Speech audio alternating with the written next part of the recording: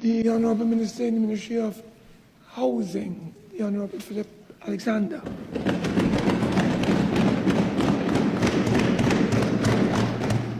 Thank you very much, Mr. President, for the opportunity to contribute to this well-timed, very important piece of legislation.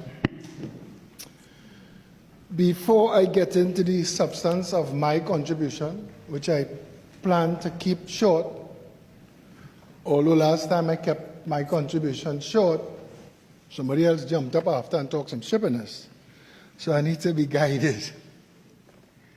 I want to address some of the things that Senator Al-Rawi put in his contribution. And he said this bill reminded him of his bill, but he wasn't sure. Like when he couldn't recognize his own children and the high-powered weapons. He wasn't sure. Looked like it. Not the real thing. Immediately on Standing Order 46-1. 46-4 and 6 as well. Forgive me. Listen, I don't think that we should bring members' children into debates. Okay? So be guided. Let's continue, please. I am guided. Yeah. Mr. President, I am guided. But like every bill that we've brought to the Parliament recently, he gets up and the senator gets up and claims ownership, that he wrote them, or he wrote something like them, claiming paternity for the bills, and then abandoning them. I think that makes him a deadbeat Attorney General.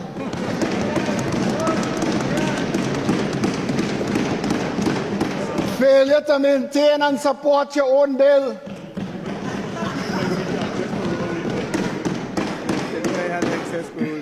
But I know they're excited about this parole bill because some of them may need to access it.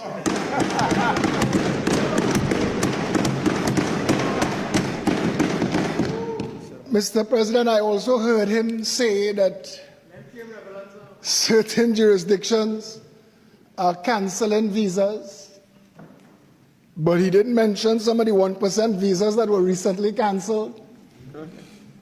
And I think he should be guided that at some point I will be able to deliver, like my colleagues, Senator Naked and Senator Roberts. I am a very good speaker, but as the Prime Minister said, you still get some butterflies when you're new to the Senate. Mr. President, the transformative power of replacing fear and despair with hope will change the way prisoners view a prison sentence going forward. A door into a prison will be faced with the open door on the other end, controlled by your own behavior, and that will make a marked difference in the way prisoners do time. The PNM had an opportunity for 10 years and passed every other type of bill, but bills that would have helped the downtrodden in society, those dispossessed and left with no option but a life of crime. The PNM failed to address this. This bill opens the door for us to treat with how we operate our nation's prisons.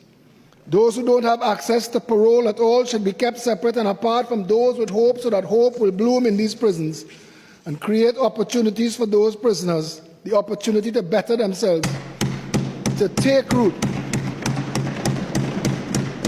These things matter. Changing the way we transport prisoners. PNM had no interest in that. The PNM wanted to enrich their friends and finances. Now we have the opportunity to put the courts inside the prisons and change that and save billions of dollars paid to PNM 1% finances. We need to stop hiding from the truth and lying to yourselves. Take paternity for the conditions of this society. The PNM is responsible. The PNM is the father of lies. The PNM is a deadbeat father. The PNM that had the opportunity to create lives of hope for all of its supporters and followers who make up the largest cross-section of people affected by crime in this country and contribute to bottom-rung violent crime. The PNM is a classic absentee father. The PNM did not stand up for its role. It called itself the father of the nation and then abandoned its children. Mr. President, I want to approach this bill strictly from the massive potential for societal modification it represents. This parole bill will change how justice is done in this country forever. It will change how crime and punishment is perceived. It will remove the hopelessness of a guilty verdict that fuels the university of criminal indoctrination in our prisons. If, from the moment of sentencing, convicted persons could be given something to work towards, it will have a massive impact on their stay in prison. Parole is a lifeline, a way back, something to work towards, and it will change how prisoners do time. Being able to benefit from good behavior will transform life in our prisons for those incarcerated and for the officers who guard them. It will literally lighten the load and create a sense of hope where only despair reigned before. And it will dramatically reduce recidivism. Prisoners out on parole would be motivated to alter their behavior, their choices. Keeping jobs as a means to stay out of prison will change how persons treat their jobs. Behavior modification will be a solid benefit as persons now vested with some semblance of control of their futures will be motivated to make better choices. What is instructive is the other side's failure to complete the work started prior to 2015 or to bring a bill of their own. Our suite of bills brought in this first year has shown a government willing to lift this country from the bottom up, to govern for those most exposed, those least protected and abandoned by the PNM. 10 years was more than enough time. Yet all we get bill in, bill out is advice from persons who did not care to try or coulda, woulda, shoulda. Claiming ownerships for writing bills but failing to pass them. Using their contributions here not to assist in helping fix the messes they made, but to attack and disrespect, to deflect from their decade of failure. Mr. President, no one bill that I have seen has a greater chance to transform and reduce crime, criminal activity in this country like this one. The effect on the revolving door of justice alone will be staggering. In countries that use a parole system, the impact is clear.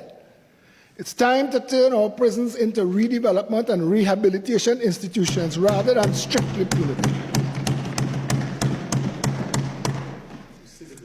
Recidivism, what is that? Is that wrong? I've been practicing. Mr. President, this bill is not just timely. It is long overdue. This is fixing it. This is vision-led leadership and real governance. The Honorable Kamla Persad-Bissessar has demonstrated what people-led government is supposed to be. This is not about releasing prisoners.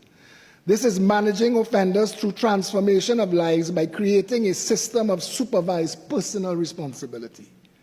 That one thing is critical to the redevelopment of a strata of society with nowhere to go.